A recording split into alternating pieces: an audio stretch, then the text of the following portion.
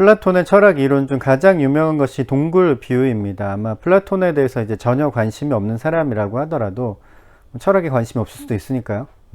그렇더라도 아마 동굴 비유를 한 번쯤 안 들어본 사람은 아마 없을 겁니다. 그 정도로 이제 유명한 이론이 플라톤의 동굴 비유죠. 플라톤의 동굴 비유는 국가론의 제7권에 나옵니다. 국가론은 10개의 장으로 이루어져 있는데 그 중에 이제 7번째에서 동굴 비유가 등장합니다. 국가론의 제7권은 이제 다음과 같은 설명으로 시작합니다. 어떻게 하면 선의 이데아에 이를 수 있는가? 선의 이데아가 무엇인지 설명한 소크라테스는 연이어 그것에 이르는 길을 제시한다. 동굴의 비유는 사람이 인지하는 세계란 진짜 세계가 아니라 진짜 세계의 그림자에 불과하다는 것을 이제 비유로 주장하는 이론입니다. 동굴 비유를 이제 철저하게 따지고 들면 사실 문제로 삼을 만한 것이 많아요. 딴지를 걸 것이 많습니다.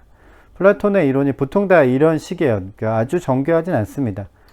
동굴의 비유가 유명하고 이해가 잘 되는 비유이기 때문에 사람들의 입에 오르내리고 사람들이 많이 기억하고 좋아하긴 한데 정교하게 제안된 이론은 아닙니다. 중요한 것은 동굴의 비유를 통해 플라톤이 전달하고자 하는 요점이 무엇인지 파악하는 것이죠. 플라톤은 동굴의 비유를 통해서 보통 사람들이 알고 있는 세계는 진짜 세계가 아니라는 것을 주장하고 있습니다. 진짜 세계는 어디 있어요? 동굴 밖에 있습니다. 여기서 중요한 것은 진짜 세상, 달리 말하면 이데아의 세상이 있다라는 주장입니다. 국가론에 나온 동굴의 비유를 이제 그대로 옮겨보면 다음과 같습니다. 그림으로 보면서 들어보시죠. 만일 인간이 다음과 같은 지하 동굴에 살고 있다고 가정해 보세. 동굴 안쪽에 죄수들이 앉아 있는데 그들의 사지와 목은 어렸을 때부터 묶여 있네. 그러므로 꼼짝도 못하고 안쪽의 벽면만 바라볼 수밖에 없지. 그들 뒤쪽의 동굴 입구에는 횃불이 타오르고 있고 이 횃불과 죄수들 사이에는 담장 비슷한 것이 세워져 있네. 담장 비슷하다는 것은 담장이긴 하지만 그 생김새가 인형극을 할 수 있는 공연 무대의 휘장과도 같다는 뜻이지. 공연하는 사람이 관객들에게 이 휘장 위로 인형들을 보여줄 수 있는 것 같은 구조를 지녔다고 상상하면 되네. 그렇다면 이제 보통 사람들이 볼 수 있는 것은 그림자밖에 없습니다. 그러나 이제 그림자는 실제로 존재하는 것의 그림자죠.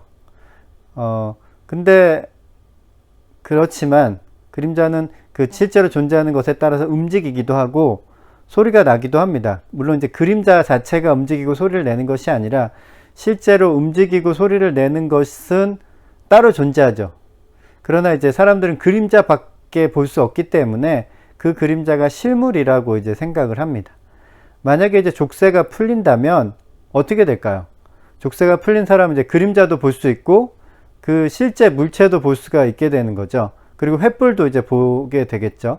그렇지만 이제 그림자가 실제라고 생각해 왔기 때문에 그 실물을 본다고 하더라도 그 그림자와 실물 중 어느 것이 진짜인지 혼란스러워 할 수가 있습니다.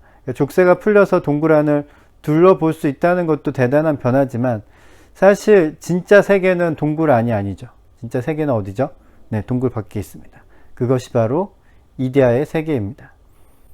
인식되는 영역에서 보게 되는 선의 이데아는 고심해야 겨우 볼 수 있는 것인데 이는 모든 아름다움의 원인이네. 또한 눈에 보이는 영역에서 빛과 이 빛의 주인을 낳는가 하면 지적 영역에서도 그 자신이 주인이 되어 진리와 지성을 공급하는 것이지. 무릇 이성적으로 행동하려는 자라면 이 이데아를 보아야 할 것이네. 사실 플라톤의 동굴 비유는 좀 억지스럽습니다. 왜 인간을 족쇄가 채워진 채 동굴 안에 갇힌 존재로 이제 묘사를 했을까요? 그런 면에서 좀 억지스럽죠. 플라톤은 인간의 육체에 대한 부정적인 견해를 가지고 있었습니다. 이데아의 세계를 이제 극단적인 이상향으로 묘사하고 있기 때문에 그에 대한 이제 부작용이 사실 발생을 해요. 그것이 이제 현실 세계에 존재하는 단점이나 모순, 부조리에 주목해서 현실 세계의 열등함을 강조하게 됩니다. 이데아를 강조하면서 그 반대급부가 생기는 거죠.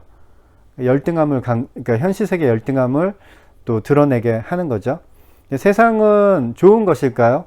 아니면 나쁜 것일까요? 어떻게 판단해야 할까요? 세상이 대체로 좋은 것이고 사소한 단점이 존재한다면 이렇게 생각할 수 있어. 세상은 좋은데 작은 단점이 있어. 그냥 옥에 티가 있는 정도이지 라고 생각할 수도 있습니다. 근데 플라톤은 아마 세상이 옥에 티가 좀 묻어있는 정도로 판단하지는 않았어요. 그것은 이제 실제로 세상에 부족한 부분이 많은 곳이라서 그럴 수도 있고, 그게 사실이라서, 아니면 플라톤이 옥의 티에 집중해서 그럴 수도 있습니다. 근데 플라톤이 이제 사실 이 티에 집중하는 이유는 플라톤은 완전한 옥을 꿈꾸는 사람이기 때문입니다.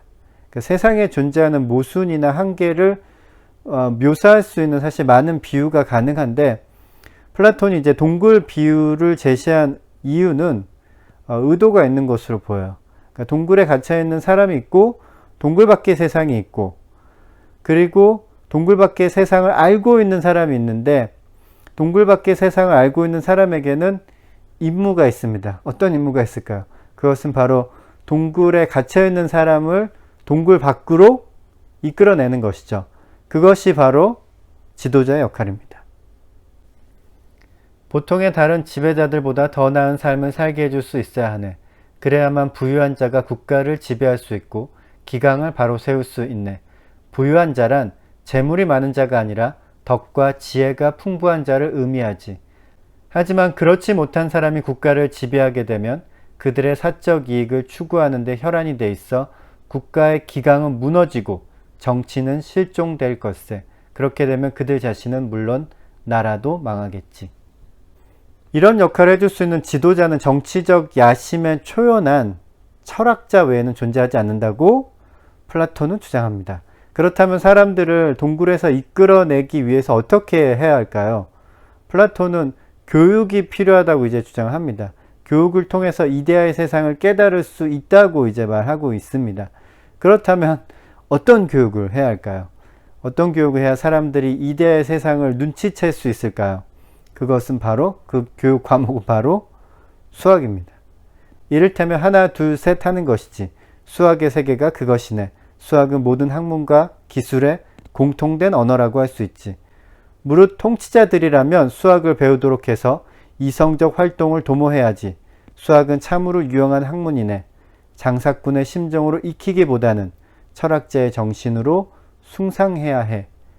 추상적인 수를 논하게 되면 사물의 변화에 일희일비하지 않네. 국가 지도자가 수학을 잘해야 하고 사람들에게 이제 수학을 가르쳐야 한다는 주장이 사실 좀 독특하죠.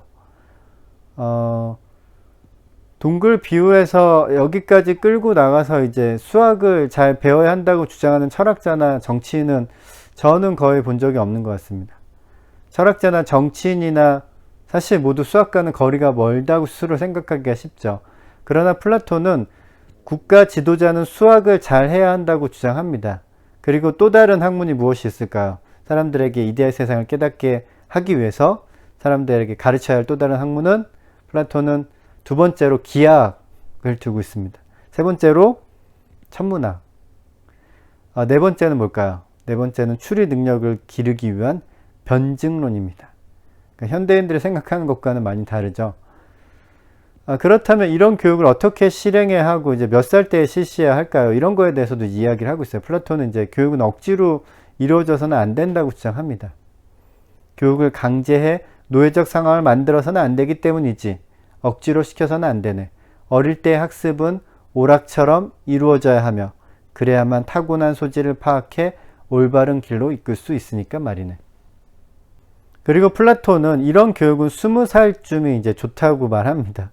플라톤의 말대로라면 우리는 교육을 너무 빨리 끝내는 경향이 있어요. 우리는 20살쯤에 이제 교육을 마치죠. 대학을 가도 대충은 20대 초반이면 교육이 다 끝이 납니다. 그런데 이제 플라톤은 이때 교육을 시작해야 한다고 주장하고 있는 거예요. 그리고 이제 30살쯤에 이제 시험을 봐야 하고 그에 따른 이제 명예, 졸업장이죠. 졸업장을 줘야 한다고 말합니다. 플라톤은 교육에 있어서 한 가지 경계해야 할 점이 있다고 이제 말을 하는데요. 그것은 바로 변증수를 너무 빨리 가르쳐서는 안 된다고 이제 말합니다. 그것은 이제 위험한 장난감과 같은 것이라고 말해요. 그래서 어린 사람이 이제 변증수를 너무 빨리 배우면은 이것을 이용해서 어떻게든 자신에게 유리한 쪽으로 이제 논리를 끌어낼 수 있다는 것이 네, 문제라는 거죠. 그래서 이런 교육을 받고 플라톤이 말하는 수학, 기하학, 천문학, 네, 변증론 이런 건 교육을 받고 실무 경험을 쌓아서 한 50살 정도 되어야 국가 통치자가 될 수 있다고 플라톤은 주장합니다. 이것이 국가론에서 이제 동굴 비유를 이야기하면서 플라톤이 하는 말입니다. 네, 플라톤의 동굴 비유였습니다.